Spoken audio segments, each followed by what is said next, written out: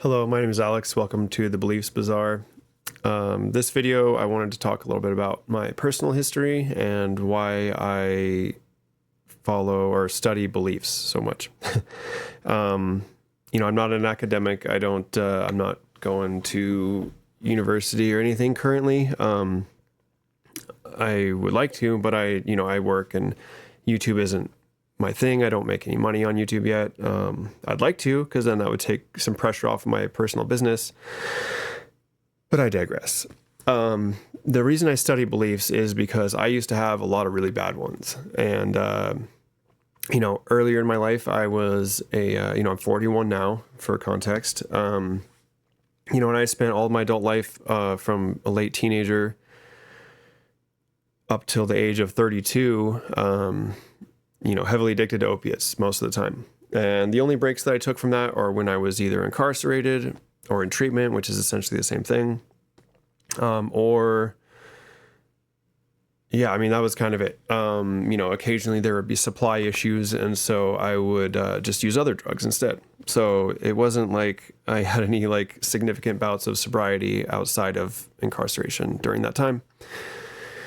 And, anyone who's been through addiction and come out of it will certainly be able to tell you that there was a bunch of bad ideas that they had that kept them, at least partially kept them in the addiction. Certainly there's a physical dependency issue aspect to it.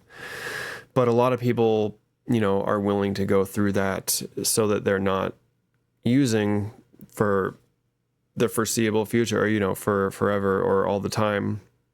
It's certainly uncomfortable, but a lot of people do it. So, why do people like myself and others end up addicts for decades? Myself wasn't fully 2 decades, but, a good part of 14 years I spent, mostly IV drugs. And, of course I smoked weed and drank when I didn't have any drugs, but mostly it was just opiates and, the occasional meth or coke or whatever. So, at age 32, I really had to kind of be like, what the fuck is going on?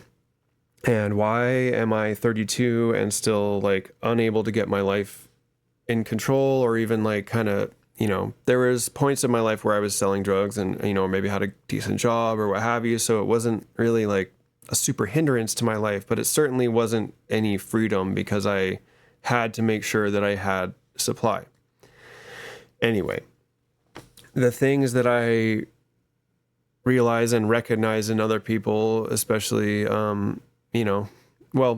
anyone who's been an addict for a long period of time or uses drugs for any long period of time will usually have some sort of sentiment or belief that I'm actually a better person when I do these drugs. And I certainly feel better. And I'm actually, I wouldn't be as nice to people or, this, that, and the other thing. You just convince yourself that you're a better person while on this drug.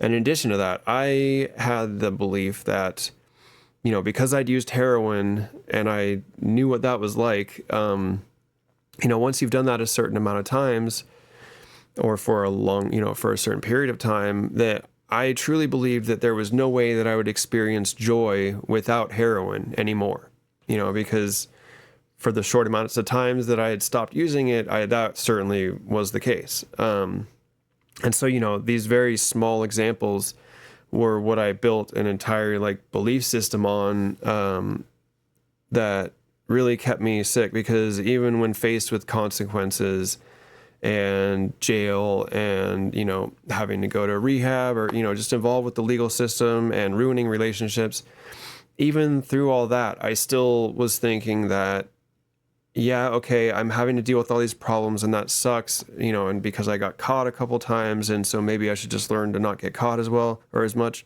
or, learn to be more below the radar, if you will.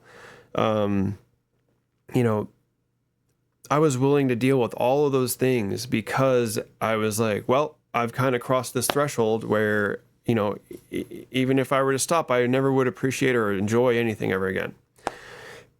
Excuse me. And, just for context, I have been off of opiates for over 9 years now, and I'm doing great. Well, I'm doing very well considering how I used to be.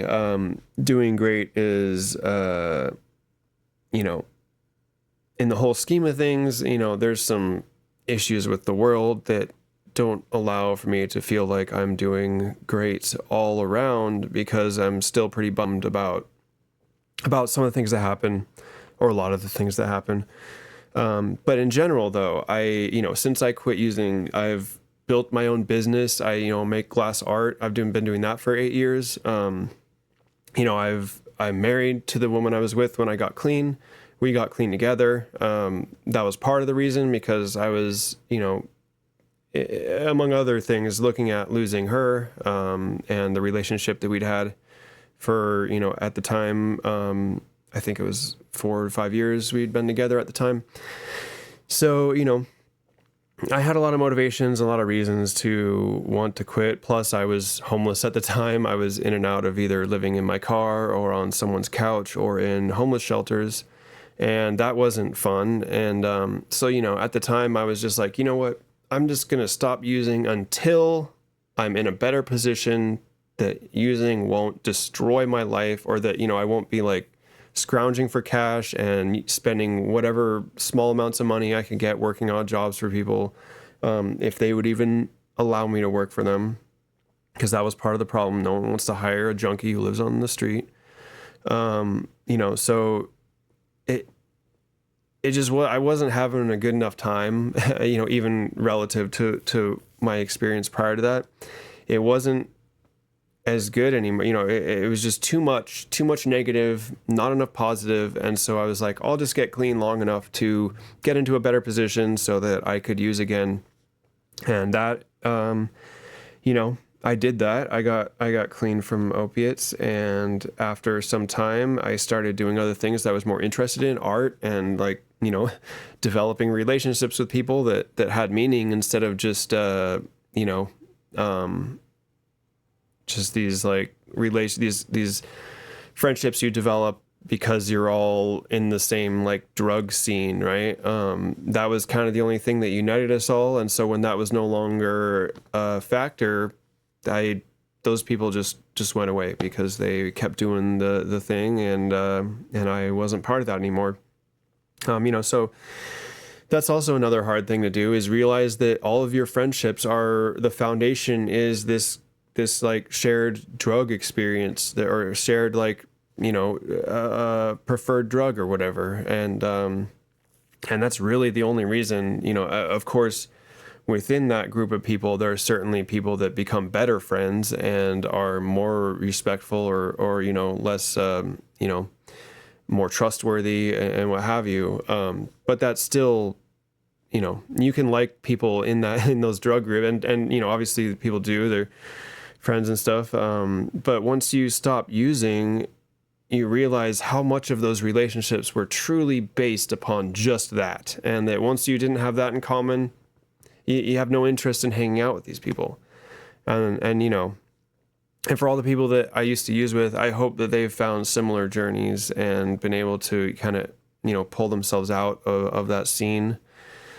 But, that being said, I have several close friends that have died of drug overdoses. And these are people I knew before we all got into drugs too, when I was quite a bit younger. People that didn't make it out of their 20s. And that's a fucking bummer. It makes me really sad to think about. And, and I was an opiate user right around the time fentanyl started becoming more popular and on the scene. So, I can't even say if I hadn't stopped using when I did that I'd even be alive right now. So that's one thing to think about. But back to, like I said, my channel is about beliefs and the nature of belief, and any of the topics that I talk about, I'm going to associate it, or at least discuss it in the context of the beliefs that allow for this, that, or the other thing. And so,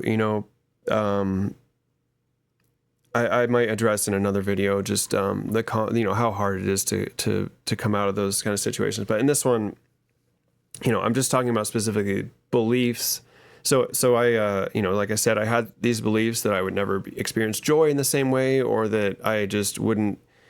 I also thought that I wouldn't grow to be that old. I didn't really encounter many older junkies, right? So I didn't I didn't expect to have much of a life expectancy, so I didn't really like plan for that. I had no regard for my health in as far as like, the decisions I made now would take years off my life later. Well, I didn't really think that there was a much later on. So what did it matter if, I wasn't in great health or this, that, and the other thing? Because even people in bad health can make it to 30. And that's what I thought that, I didn't think I would make it to 30. So,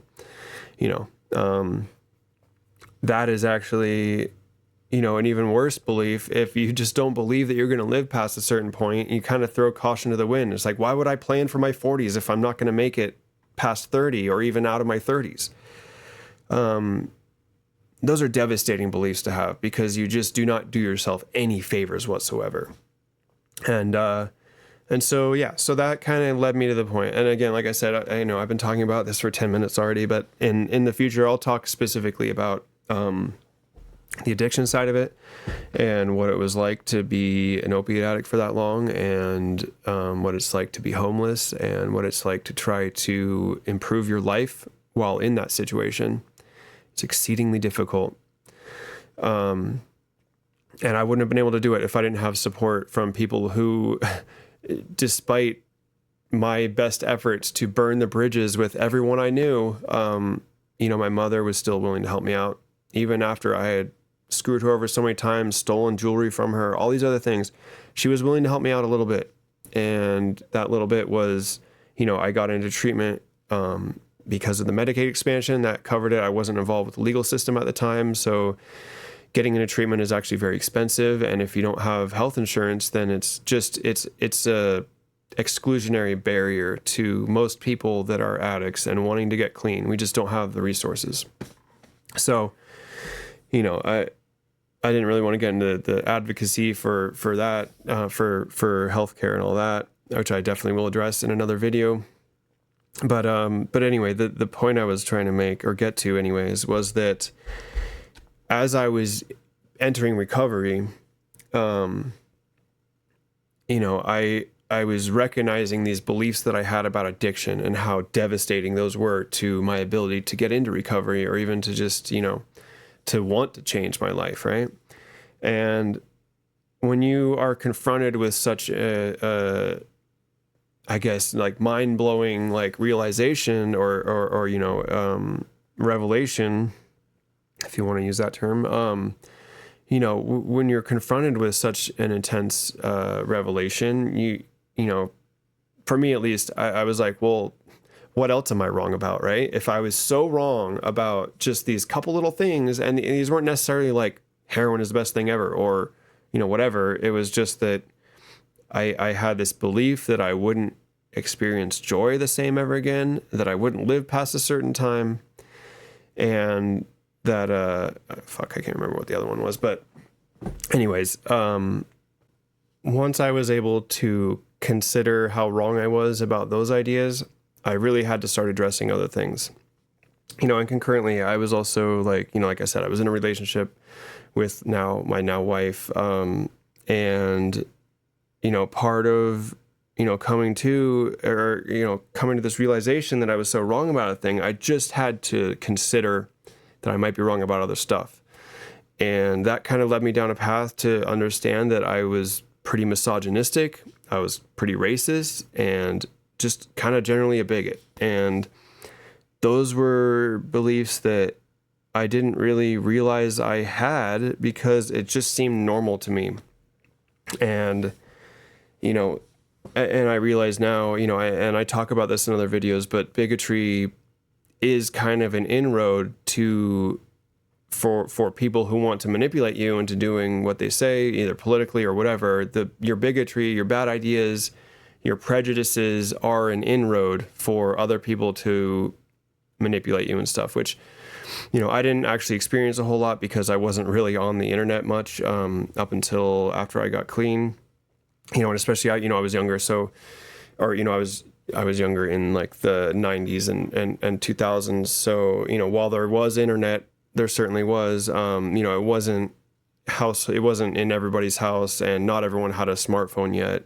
I certainly didn't until pretty close to when I stopped using or whatever. So, I realize in hindsight that I would have been very impressionable for some of the stuff that's on the internet now. And just the only reason that I didn't fall into that is because I wasn't exposed to it.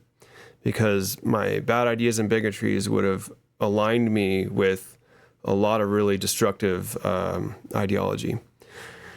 So anyway, I started addressing starting to question these other things. And so I see a lot of the online content these days, and there's a lot of people pushing bad ideas, and there's a lot of people attempting to debunk them and whatnot. But, I can't really say, if I hadn't had that experience with addiction, I don't know that I would have, discarded my other bad ideas. I don't know if that would have happened, because I wouldn't have had such an, intense experience where I had to confront my bad ideas.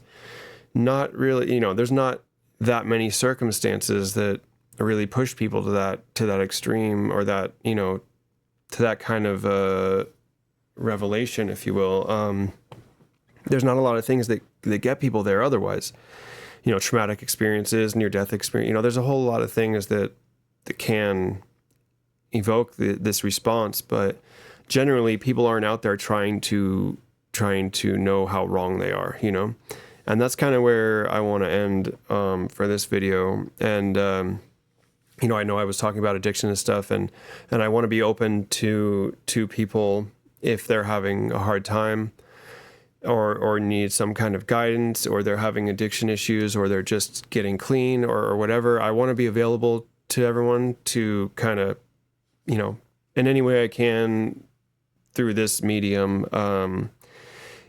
offer advice, not necessarily in the form of another video, but, if you want to email me, I'll leave my email in the notes in the description here.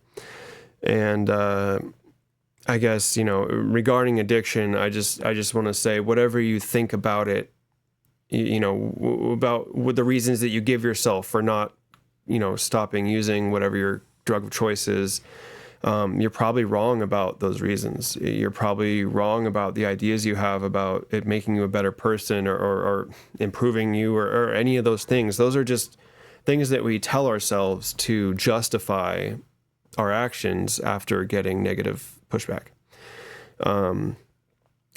So I guess,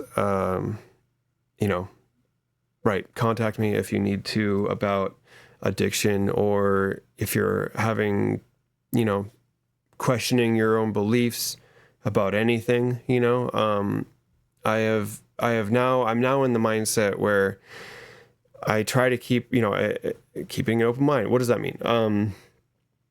Keeping an open mind simply means that instead of saying that I am correct about everything that I believe, and the knowledge that I have, I'm right about all those things. Keeping an open mind simply means that you acknowledge, or you can still hold beliefs strongly. And I encourage you to do so, because that's important. It's important that we have strong convictions about stuff, but leave yourself open to the possibility that you are either wrong completely. And of course, these things, it's not just someone tells you you're wrong. Okay, I'm wrong. Leave the door open for evidence or other arguments or those kind of things, and entertain those arguments and evidence and stuff like that. And then you can refine your ideas or discard the bad ones. But if you keep interrogating your ideas and, instead of trying to validate the things you already believe, try to disprove the things that you believe, that way you're more likely to reach closer to truth, because you've interrogated all these ideas and you've looked at all the, evidence, I guess, or all the opinions on the matter. And then you can kind of, formulate a one that's been kind of tested by the fire of that interrogation, So you can really refine your ideas and come to really good conclusion. And the other thing too is that it's okay to not know. It's okay to not know. I do not have any degrees, and I don't feel, I wish I knew more, obviously, but I don't feel like I'm not berating myself because I don't know these things, or I'm not like embarrassed to acknowledge that someone knows more than me, or that someone else might have the answers that I seek, or someone else might be out there ready to correct me. That's fine. If you welcome those things, that is actually strength. That is courageous, because you're not just picking a thing and saying, this is what this is my deal, this is what I think, and this is like my identity is believing this or whatever. You don't need to feel intimidated when you're around smart people or people that are more knowledgeable. You can actually benefit from their presence, because they can help you learn and refine your ideas and generally become a better person, And yeah, I guess that's really what I want to talk about in this video. I will, if anyone wants to know more about any aspect of my addiction or path away from it, or any of the things that I talked about in this video, please don't hesitate to hit me up on the email below. I'll respond as soon as I can. And keep in mind, I'm not a full-time YouTuber. Obviously, if you looked at my videos, I have just a handful right now. I'm hoping to be more successful on this channel eventually. So, yeah, I guess if you like this content and want to, join me on my journey through interrogating beliefs and belief systems and all that, please subscribe and let me know if there's something specific about beliefs, or a specific belief even, that you'd want me to talk about in these videos. Because, while I'm not super knowledgeable about everything, I know that I'm not, and so I'll at least do the due diligence to kind of find out what's up with things, or if not, I will be ready to admit that I am not well enough informed to give an opinion about something. And I think that's generally a good place to be, is to just be cognizant of where you're at, and don't be afraid to question yourself for any reason. Because you can always be like, oh yeah, no, I question myself and I am actually right about this. That's fine. We shouldn't be afraid to do that. It is strong and courageous to correct yourself and try to be a better person as a result. So thank you for watching. I appreciate everyone's time, and yeah, thanks for watching.